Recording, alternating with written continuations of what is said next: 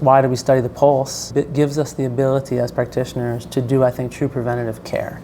I think it allows us to do preventative care at a higher level than anything else that we can do in Chinese medicine. It allows us to widen our lens significantly in terms of both prognosis and diagnosis, right?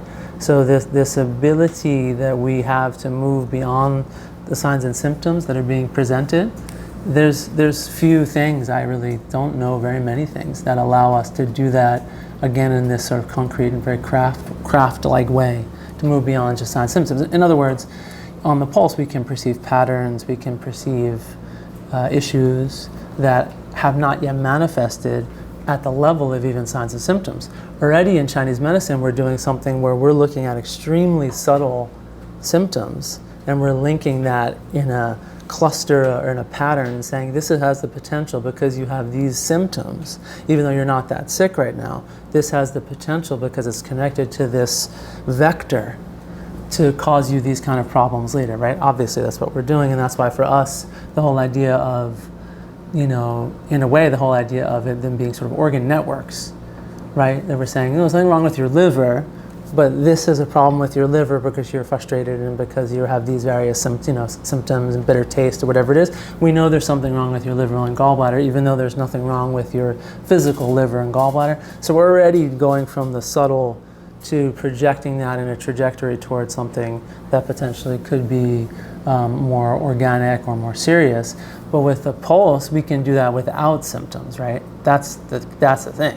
When we can do that because we're feeling very particular patterns on the pulse that allow us to even go several steps more subtle than the fact that they even have minor symptoms. That's tremendous, especially when we're talking about potentially serious diseases, right?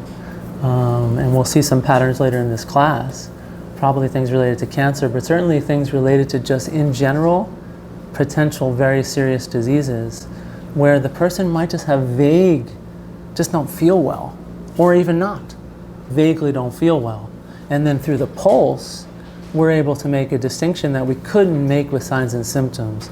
Maybe we can make it intuitively, but we would not be able to tell just from the fact that they're tired and not feeling themselves, not feeling right, whether or not this requires a level of seriousness that it may. But on the pulse, this can be very clear because we can feel on the pulse that they have a very serious pulse pattern, even though they're just generally not feeling well, versus they're generally not feeling well and their pulse feels perfectly normal to us. We don't feel anything that's particularly problematic. I mean, those are two very different worlds in terms of how we would go about that, and that is all directly from the pulse.